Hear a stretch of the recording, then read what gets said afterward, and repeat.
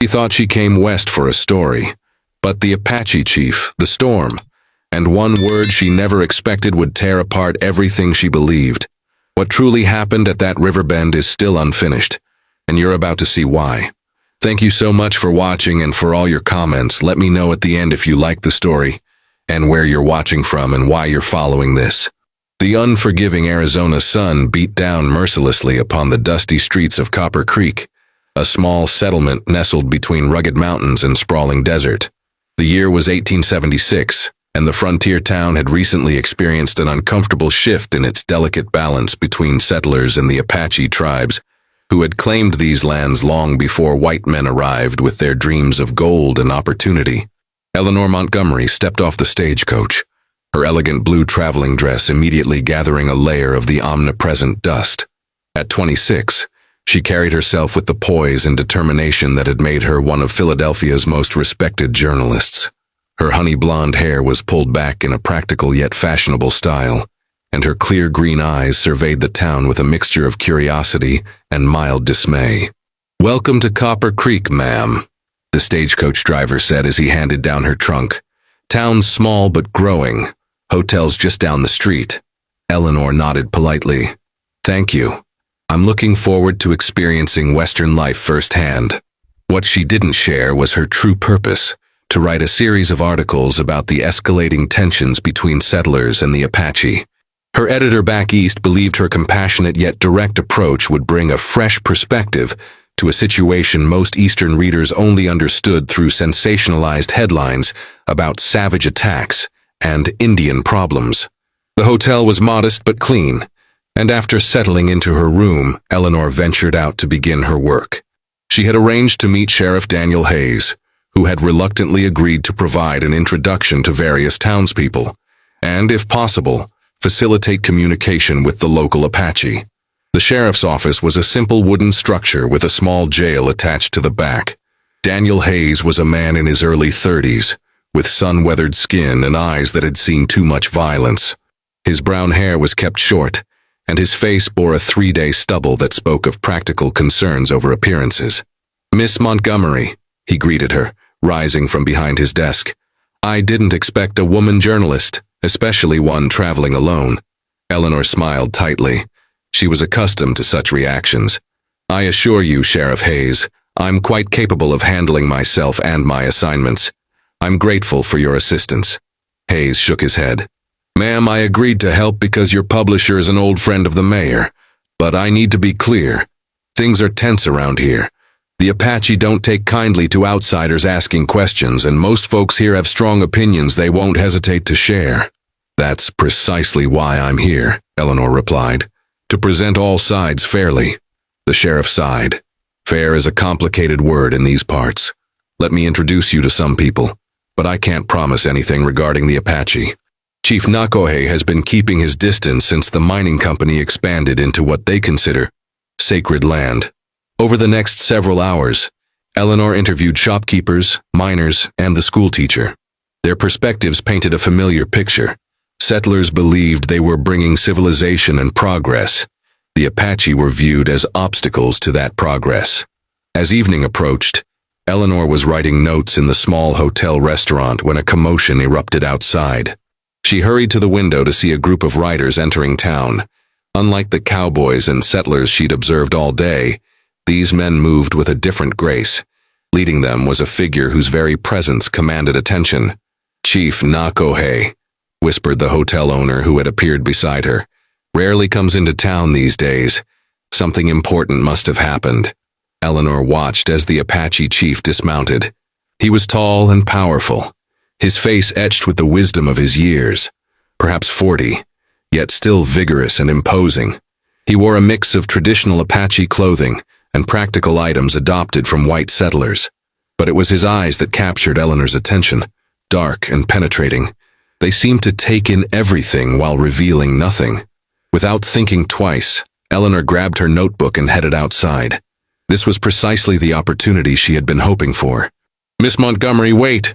the sheriff called after her. But Eleanor was already crossing the street, her heart pounding with the journalistic instinct that had served her well throughout her career. She approached the group, maintaining what she hoped was a respectful distance. "Chief Nakohe, my name is Eleanor Montgomery. I'm a journalist from Philadelphia. I would be honored if you would share your perspective on the relations between your people and the settlers." The street fell silent. The Apache warriors tensed, and the settlers who had gathered watched with expressions ranging from curiosity to outright hostility. Chief Nakohe studied her for a long moment, his expression unreadable. Then, in perfect deliberate English, he said, "You have courage, Miss Montgomery, or perhaps it is merely ignorance." Eleanor felt her cheeks flush, but held her ground. "I prefer to call it determination to understand all sides of an important story." A flicker of something, perhaps interest, crossed the chief's face. Stories. White people are fond of their stories, but they rarely listen to ours. "That's why I'm here," Eleanor pressed. "To listen and to share what I learn with people who need to hear it." Nakohe considered her words, then nodded once. "Tomorrow, sun high, I will speak with you at the meeting place by the river bend. Come alone." He turned to the sheriff. "Hayes, we need to talk. The cattle from the Henderson ranch are straying into our hunting grounds again." As the chief and the sheriff walked away, Eleanor stood rooted to the spot, her heart racing with excitement and apprehension. She had her interview, but the warning in the chief's voice, and in the eyes of his warriors, was unmistakable. She was walking into dangerous territory, both literally and figuratively. That night, as a chill descended on the desert town, Eleanor wrote by lamplight, capturing her initial impressions and preparing questions for the next day. Outside her window, the vast western sky displayed stars she had never seen so clearly back east, and in the distance a wolf howled, a sound that sent an involuntary shiver down her spine. Little did she know that her conversation with Chief Nakohe would set in motion events that would challenge everything she believed about herself, about justice, and about the complex tapestry of human relationships in this harsh frontier land. Dawn broke over Copper Creek, painting the sky in shades of amber and gold. Eleanor had barely slept, her mind racing with anticipation for the meeting with Chief Nakohe. She dressed carefully in her most practical outfit, a simple brown riding skirt and white blouse, and pinned her hair securely beneath a wide-brimmed hat for protection against the relentless sun. As she made her way downstairs for breakfast, Sheriff Hayes was waiting for her, his expression grave. "Miss Montgomery, I strongly advise against this meeting," he said without preamble. "Tensions are higher than usual. There was trouble last night. Some drunk miners harassed a young Apache man who came to trade. Nakohe's men took him back to their camp, but there's bad blood brewing." Eleanor poured herself a cup of coffee. "All the more reason for me to go, Sheriff. This is exactly the situation my readers need to understand." Hayes leaned forward. "You don't understand what you're walking into. These aren't simple disagreements that can be solved with a well-written article. People have died, on both sides." "I'm not naive, Sheriff," Eleanor replied firmly. "I've covered labor riots in Pennsylvania and the aftermath of war. I understand conflict." "Not like this, you don't," Hayes muttered. When he saw her unwavering expression, he sighed. "At least let me accompany you to the meeting place." Eleanor shook her head. Chief Nakohe was clear. "I'm to come alone. I must respect his terms if I want his trust." The sheriff reluctantly provided directions to the river bend and lent her a horse, a gentle mare named Daisy. As Eleanor mounted and prepared to leave town, she noticed the suspicious and concerned glances from townsfolk going about their morning business. "Be careful, miss," called Mrs. Peterson, the baker's wife. "Those savages can't be trusted." Eleanor merely nodded, uncomfortable with the woman's characterization, but unwilling to start an argument.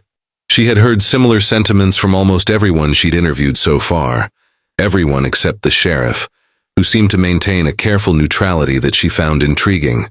The ride to the river took nearly an hour, the terrain gradually changing from dusty plains to more vegetated areas near the water. The beauty of the landscape was undeniable, rugged mesas rising in the distance, cacti displaying vibrant blooms, and the occasional jackrabbit darting across her path. As she approached the designated meeting place, Eleanor saw several horses already tethered in the shade of cottonwood trees. Her heart quickened, and she fought to maintain her professional composure. This was merely another interview, she told herself, albeit in unusual circumstances. Chief Nakohe was waiting by the river, accompanied by two other men, one elderly with deep lines etched into his face, and one younger, perhaps in his 20s, whose hostile gaze made Eleanor uncomfortable. "Miss Montgomery," Nakohe acknowledged her arrival with a slight nod. "You came." "I gave my word," Eleanor replied, dismounting carefully. She extended her hand, then hesitated, unsure of the proper protocol. A hint of amusement crossed Nakohe's features. He clasped her hand briefly.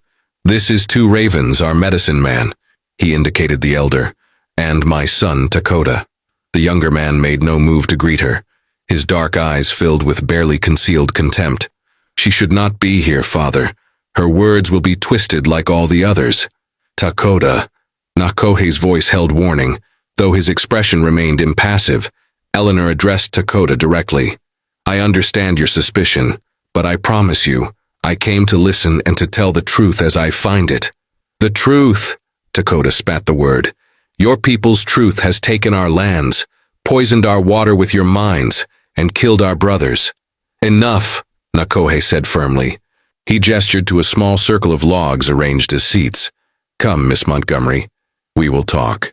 For the next 2 hours, Eleanor listened and took notes as the chief spoke of his people's history, their connection to the land, and the increasingly difficult position they found themselves in. The medicine man occasionally added insights about their spiritual beliefs and healing practices, while Dakota remained silent, but watchful. "The white government makes treaties, then breaks them when gold or silver is found," Nakohe explained. "They speak of peace while their soldiers prepare for war." "Not all settlers want conflict," Eleanor ventured. "Sheriff Hayes seems committed to finding peaceful solutions." Nakohe nodded slightly. "Hayes is a good man in a difficult position. He tries to be just, but he serves laws that were not made for my people's benefit." As they spoke, clouds began gathering overhead, an unusual sight in the typically clear desert sky. The medicine man looked up and murmured something in Apache. "What did he say?" Eleanor asked. "He says a storm comes," Nakohe translated, "both in the sky and in our lives." Eleanor shivered despite the heat. "Chief Nakohe, what would help ease tensions between your people and the settlers? What changes would make a difference?" The chief's eyes met hers, evaluating her sincerity. "Respect. Recognition that these lands have been ours since before your grandparents' were born. No more expansion into the sacred mountains where our ancestors rest. Fair trade for the resources that are taken." He paused. "But these are words your readers may not wish to hear." "Nevertheless, they are words they need to hear," Eleanor insisted. Their conversation was interrupted by the sudden arrival of another Apache rider, who spoke urgently to Nakohe in their native language. The chief's expression darkened. "What's happening?" Eleanor asked, sensing the shift in mood. "There is trouble," Nakohe replied grimly. "A hunting party from our camp was attacked by white men near the Henderson Ranch. One of our young men is badly wounded." Dakota leapt to his feet. "This is what comes of talking while they act. We should understand before we act." Nakohe cut him off sharply. Then, to Eleanor's surprise, he turned to her. "You claim to seek truth. Will you come and see this truth with your own eyes? Will you write what you witness even if it contradicts what your people believe?" Eleanor didn't hesitate. "Yes, I will see and I will write honestly about what I find." Thunder rumbled in the distance as they mounted their horses. The first fat raindrops began to fall as they set off toward the Apache camp. Eleanor Montgomery, Eastern journalist, riding alongside the Apache chief and his men into a gathering storm, both literal and metaphorical. The rain intensified quickly, turning the dusty trail to mud. Eleanor's clothes were soon soaked through, and she shivered as the temperature dropped dramatically. Desert storms were nothing like the gentle rains of Philadelphia. This was wild, untamed power, much like the land itself. Nakohe noticed her discomfort but said nothing until they reached a particularly difficult section of trail. "The path ahead is treacherous in this weather," he called over the howling wind. "You will ride with me." Before Eleanor could protest, he had maneuvered his horse alongside hers and extended his arm. With surprising strength, he pulled her onto his horse, instructing one of his men to take charge of Daisy. Eleanor found herself pressed against the chief's solid chest, his body radiating heat despite the cold rain. She felt simultaneously unsafe and yet strangely protected, a contradiction that mirrored her conflicted feelings about this entire situation. She had come west seeking a story, but now found herself personally entangled in it. "Why did you really come here, Eleanor Montgomery?" Nakohe asked, his voice close to her ear to be heard above the storm. "What drives a woman like you to travel alone into dangerous territory?" The intimacy of the moment and the directness of his question caught Eleanor off guard. "I believe in the power of truth," she answered finally, "and in the obligation to share it, especially when it's uncomfortable." "Truth is rarely comfortable," Nakohe replied. "Are you prepared for how uncomfortable it might become?" As they crested a hill, lightning split the sky, illuminating the landscape in harsh white light. For a brief moment, Eleanor glimpsed the vast, wild country stretching before them, and felt both terror and exhilaration course through her veins. "I'm prepared," she said, though in her heart she wondered if anyone could truly be prepared for what awaited them in the storm-lashed wilderness. The Apache camp was nothing like the savage encampment Eleanor had heard described in Eastern newspapers. Despite the poor weather conditions, there was clear organization to the dwellings, a mixture of traditional wickiups and more permanent structures. Women worked efficiently to secure belongings against the storm, while children were gathered in the larger central lodge. As they arrived, people emerged despite the rain, their faces tense with concern. Nakohe dismounted in one fluid motion, then reached up to help Eleanor down. She was acutely aware of the stares directed her way, curious, suspicious, and in some cases openly hostile. "They have never seen a white woman in our camp," Nakohe explained quietly, "and certainly not on such a day." He led her to a large dwelling where several people were gathered around a young man lying on a pallet of furs. His upper body was bare, revealing a gunshot wound to his shoulder that was being tended by an older woman with deft, practiced movements. "Kemi was hunting with two others," Nakohe explained, his voice controlled but with an undercurrent of anger. "They were on Apache land, far from any white settlement. Men from the Henderson ranch accused them of stealing cattle and opened fire without warning. The others escaped unharmed and brought Kemi back." Eleanor knelt beside the injured young man, her journalist's objectivity warring with her human compassion. "May I help?" she asked the woman treating him, who looked to Nakohe for translation. After a brief exchange in Apache, the woman nodded curtly and handed Eleanor clean cloths. For the next hour, Eleanor assisted as best she could, applying pressure to slow the bleeding while the healer prepared poultices of herbs and roots. "Will he recover?" Eleanor asked when they had finished bandaging the wound. "If infection does not set in," the healer replied through Nakohe's translation. "He is strong." Outside, the storm continued to rage. Nakohe approached Eleanor, who was washing blood from her hands in a basin of water. "You cannot return to town in this weather. You will stay until it passes." It wasn't a request, and Eleanor knew better than to argue. The situation gave her a unique opportunity to observe Apache daily life, something few outsiders, and certainly no Eastern journalists, had experienced. Dakota appeared at his father's side, speaking rapidly in Apache. Though Eleanor couldn't understand the words, the tension in his body and the fire in his eyes needed no translation. "My son believes we should ride to the Henderson ranch and seek justice for Kemi," Nakohe said after Dakota had stalked away. "Many of the younger men agree with him." "And what do you believe?" Eleanor asked. Nakohe's gaze was distant. "I believe that such action would bring the U.S. cavalry down upon us all, and many more would die." He looked at her directly. "This is what your people do not understand, Miss Montgomery. We do not have the luxury of justice. We can only choose between different forms of suffering." The raw truth of his words struck Eleanor deeply. "What will you do?" "For now, we wait out the storm. All storms." He gestured toward a smaller dwelling. "You will stay there. Naya will bring you dry clothes and food." Left alone in the small but comfortable shelter, Eleanor began writing feverishly in her notebook, recording everything she had witnessed. When a young woman, presumably Naya, brought her a bundle of dry clothes and a steaming wooden bowl of stew, Eleanor thanked her and changed gratefully out of her sodden garments. The traditional Apache dress was simpler than her usual attire but surprisingly comfortable. Made of soft deerskin with delicate beadwork, it made Eleanor feel strangely transformed, as if by donning the clothing of another culture, she was stepping into a different perspective. As evening fell, the storm began to subside. Eleanor ventured outside, drawing curious glances from the Apache people going about their evening activities. Children who had initially hidden behind their mothers now peeked at her with undisguised curiosity. She found Nakohe sitting alone by a small fire outside his dwelling, his face contemplative as he stared into the flames. Without waiting for an invitation, Eleanor sat beside him. "Thank you for allowing me to stay," she said quietly. Nakohe didn't look up from the fire. "You have seen a small truth today. Does it match the story you came to write?" Eleanor considered her answer carefully. "No, it's far more complex than I imagined. The articles I plan to write seem inadequate now."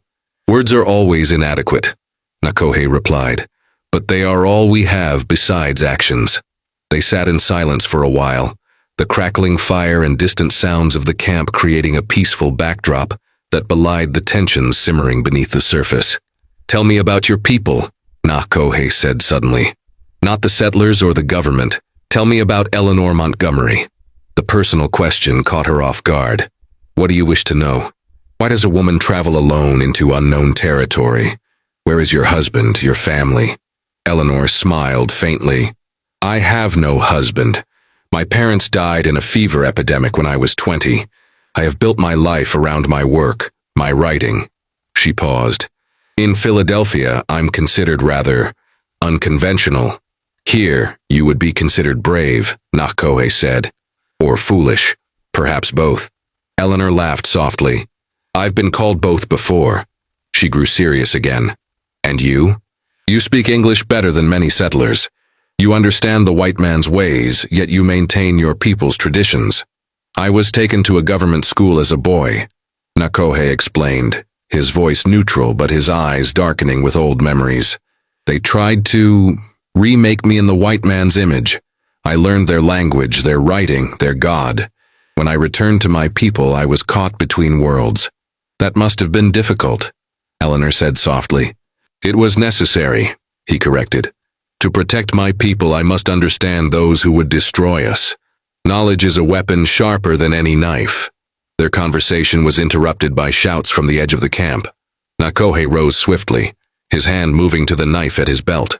Riders were approaching, white men from what Eleanor could see in the fading light. "Stay here," Nakohe commanded, but Eleanor was already following him toward the commotion. Sheriff Hayes dismounted at the camp's perimeter, his hands raised in a gesture of peace. Behind him were 3 other men, including one Eleanor recognized as James Henderson, the wealthy rancher she had interviewed briefly in town. "Chief Nakohe," Hayes called. "I've come to talk, not to fight." Nakohe nodded to his warriors to lower their weapons, though they remained vigilant. "Then speak, Sheriff." "Henderson claims your men were stealing cattle," Hayes said directly. "Says they shot in self-defense." "That is a lie," Nakohe replied, his voice dangerously calm. "Our hunters were on Apache land far from his cattle. They were shot without warning or provocation." Henderson stepped forward, his face red with anger. "You calling me a liar, Chief? My men saw your braves with a steer." Tension crackled in the air like the lightning that had passed. Eleanor watched as both sides bristled, hands hovering near weapons. "What is she doing here?" Henderson suddenly demanded, noticing Eleanor in her Apache dress. "Have you taken a white woman captive now?" Before Nakohe could respond, Eleanor stepped forward. "I'm here of my own free will, Mr. Henderson. I came to interview Chief Nakohe and was caught in the storm." Hayes looked at her with a mixture of relief and exasperation. "Miss Montgomery, you've caused quite a stir in town. People thought you'd been abducted or worse." "As you can see, I'm perfectly fine," Eleanor replied.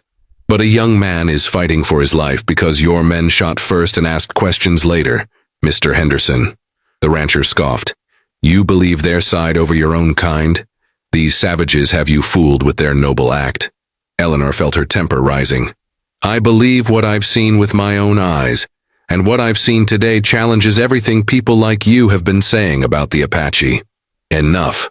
Nakohe's voice cut through the argument. He addressed Hayes directly. "Take Henderson and go." Tell him that next time his men trespass on Apache land with guns, we will not be so restrained in our response. Henderson's face contorted with rage. Is that a threat, Chief?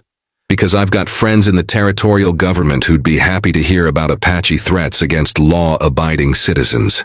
Nakohe's expression remained impassive, but Eleanor could see the tension in his shoulders.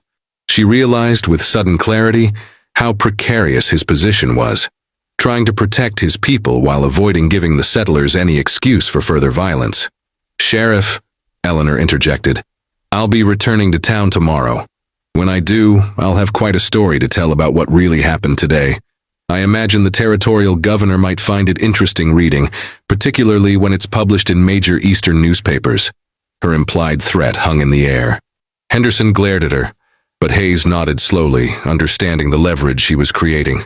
We'll sort this out properly by daylight, the sheriff said. Henderson, we're leaving. He turned back to Nakohe. I give you my word, Chief. There will be no raids, no retaliation tonight. Keep your warriors in camp. After the riders departed, Eleanor felt the adrenaline drain from her body, leaving her trembling slightly. Nakohe turned to her, his expression unreadable. You spoke boldly to protect my people, he said. Why? Because it was right, Eleanor replied simply. And because I finally understood what you meant about choosing between different forms of suffering. I chose to use what power I have, my words, my position, to try to prevent more bloodshed. For the first time, she saw something like respect in Nakohe's dark eyes. Come, he said. There is more we should discuss before you return to your world tomorrow. As they walked back toward the central fire, Eleanor realized that in the space of a single day, her perspective had shifted fundamentally. She had come west seeking a story about the Apache problem, but was discovering instead that the real problem lay with her own people's inability to see beyond their greed and prejudice. And somewhere in that realization, in the storm and chaos of the day, something else had begun to take root, a connection to this proud, complicated man whose wisdom and strength had been forged in the crucible of two colliding worlds. The following morning dawned clear and bright, the desert scrubbed clean by the previous day's storm.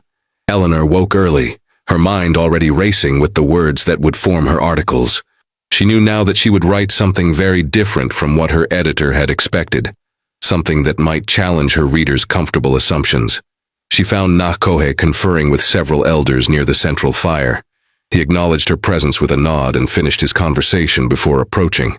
You slept well? He asked. Better than I expected, Eleanor admitted. I need to return to town today, but before I go, I'd like to speak with some of the women and children. My readers should understand that the Apache are not just warriors, but families, with hopes and dreams like anyone else. A hint of amusement touched Nakohe's features. Always the journalist. Very well, Naya will guide you. The young woman who had brought Eleanor clothes and food the previous evening appeared at her side, smiling shyly. Through a combination of broken English, gestures, and occasional translation, help from passing tribe members, Eleanor spent the morning learning about Apache daily life. She watched women preparing food, crafting baskets, and tending to children. She observed the easy laughter between friends, the tender care of mothers, the playfulness of children, universal human experiences that transcended cultural differences. When it came time to leave, Eleanor changed back into her own clothes, now dried by the desert sun. She carefully packed away her notebook filled with observations and quotes that would bring authenticity to her writing. Nakohe himself offered to escort her back to town. It would not be safe for you to travel alone, he explained. Not all Apache would recognize you as a friend, and Henderson's men may still be watching our movements.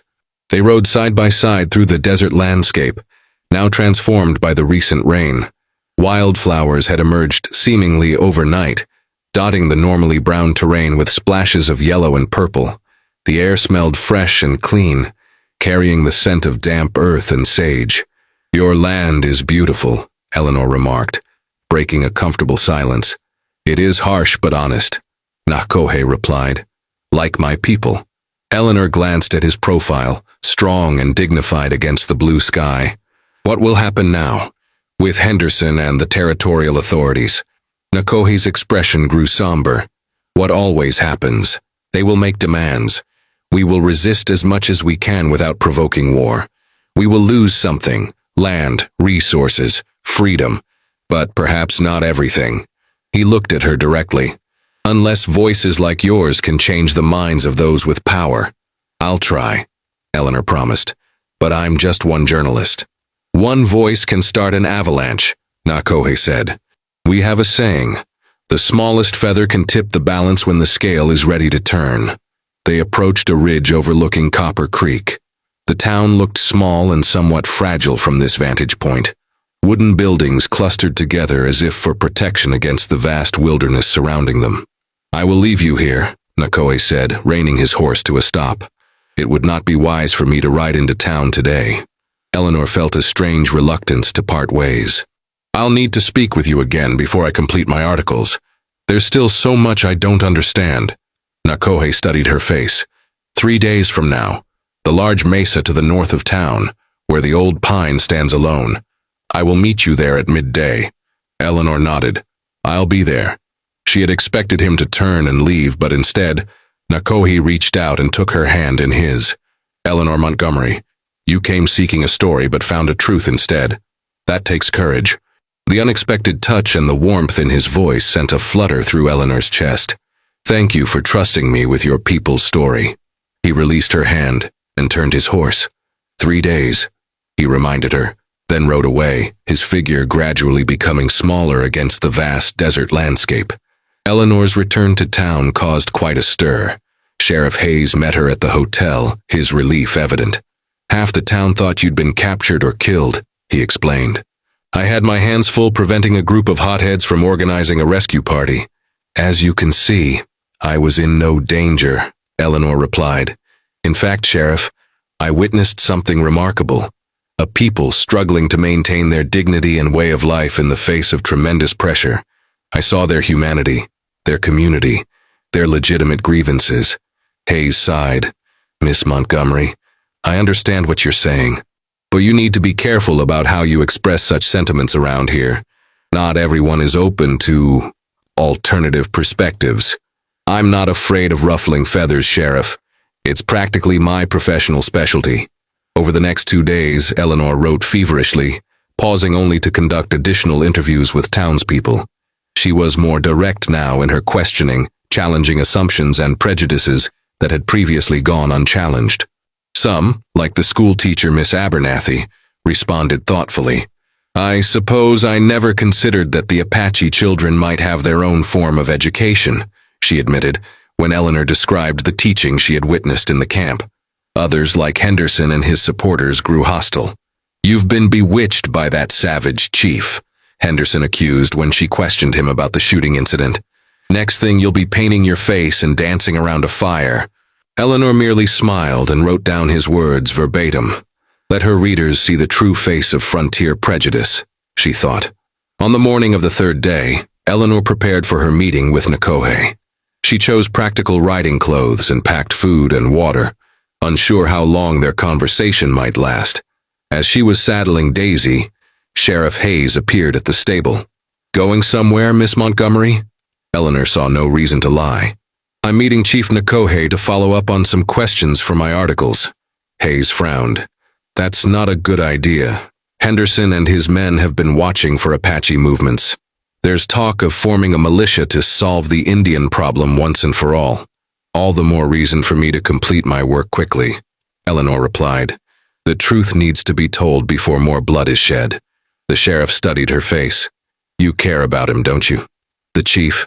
Eleanor felt heat rise to her cheeks. I respect him. He's a remarkable leader in an impossible situation. Hayes nodded slowly. Just be careful. Feelings can complicate an already complex situation. As Eleanor rode toward the meeting place, she reflected on the sheriff's words. Had her feelings for Nakohe moved beyond professional respect and human compassion? She had certainly never met anyone like him, a man of such strength and wisdom, carrying the weight of his people's future on his shoulders. But whatever she might feel personally had no place in her work or in the complicated reality of frontier politics. The mesa rose before her, topped by the solitary pine tree that served as their landmark. As she approached, she saw Nakohe already waiting, sitting beneath the tree's shade. He rose as she dismounted. "You came," he said, as if he had doubted she would. "Of course," Eleanor replied. "I keep my promises." They sat together in the shade, the vast landscape spread out before them. Eleanor shared the progress of her articles and asked final questions to clarify points of Apache culture and history. Nakohe answered patiently, occasionally offering insights that deepened her understanding. As their conversation wound down, Eleanor gathered her courage to broach a more difficult subject. "The situation with Henderson is growing worse. Sheriff Hayes mentioned talk of a militia." Nakohe's expression darkened. "We have heard the same. Some of our scouts have seen groups of armed men riding the boundaries of our territory. What will you do? What can we do? Fight and die, or surrender and wither away on whatever barren reservation they assign us?" His voice was bitter. "There are no good choices, Eleanor." She had never heard him use her first name alone before. The intimacy of it, combined with the despair in his voice, moved her to reach out and place her hand over his. There must be another way. Nakohe looked down at their hands, then into her eyes. "You truly believe that?" "I have to," she said softly. "Otherwise, what's the purpose of all this? My writing, your leadership? If we don't believe change is possible, why try at all?" A long moment passed between them, filled with unspoken emotions and impossible possibilities. Finally, Nakohe spoke again. "There is something I have not told you. I have been in communication with a reformer in Washington, a man named Samuel Collins, who works with the Indian Affairs Office. He believes the president might be persuaded to establish a protected territory for my people, if presented with the right appeal." Hope flared in Eleanor's chest. "My articles could support such an appeal. If published in influential Eastern newspapers, they could create public pressure." "That is what I thought," Nakohe admitted. "When I agreed to speak with you, I saw an opportunity, not just to tell our story, but to find an ally who might help us be heard where decisions are made." "I'm honored by your trust," Eleanor said, suddenly understanding the full significance of his openness with her. "And I will do everything in my power to help." As they discussed the possibilities, formulating a plan to coordinate her publications with Collins' political efforts, the sun began its descent toward the western horizon. The changing light painted the landscape in gold and amber, creating a moment of strange beauty amid their serious conversation. When it came time to part, both rose reluctantly. "I will send a message when I hear from Collins," Nakohe said. "Until then, be cautious in town. Henderson and his allies will not appreciate your perspective." "I can handle Henderson," Eleanor assured him. "I've dealt with far more intimidating men in Philadelphia boardrooms." A rare smile transformed Nakohe's face. "Of that, I have no doubt." Again, that moment of connection stretched between them, filled with words unsaid and feelings unexplored. Eleanor knew that whatever she felt for this man, respect, admiration, or something deeper, existed in a world of impossible constraints and dangerous consequences. Yet when Nakohe stepped closer and gently touched her cheek, she didn't pull away. "In another time, another world," he began. "Perhaps," she whispered, allowing herself one moment of acknowledging what might have been, before stepping back into reality. "But in this world, we have work to do." Nakohe nodded, understanding in his eyes. "Until we meet again, Eleanor Montgomery." The weeks that followed were a whirlwind of activity. Eleanor sent her articles to Philadelphia by telegraph, powerful, eloquent pieces that humanized the Apache and questioned the justice of settler expansionism. She received word that they had created quite a sensation, particularly in reform-minded circles. Simultaneously, tensions in Copper Creek escalated. Henderson's proposed militia gained supporters, while Sheriff Hayes worked desperately to maintain peace.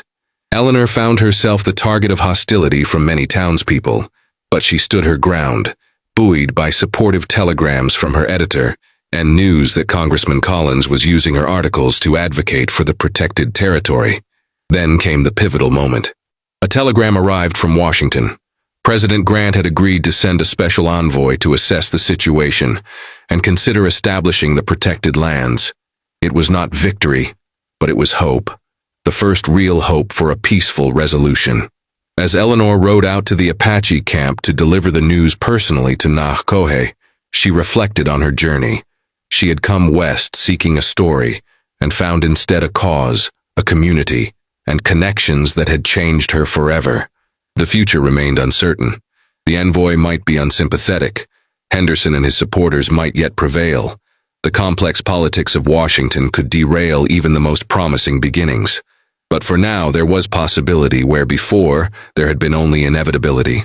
And as she saw Nakohe step forward to greet her, his face lighting with rare joy when she shared the news, Eleanor knew that whatever came next, she would face it with the courage and clarity she had learned from the proud Apache chief, and the harsh, beautiful land he called home. "You have done this," Nakohe said, taking both her hands in his. "Your words have opened doors that were closed to us." Eleanor shook her head. "We did this together. Your wisdom, my words. And now perhaps the world is ready to listen." As the Apache camp erupted in cautious celebration around them, Nakohe and Eleanor stood together, their hands still joined. A journalist and a chief, a woman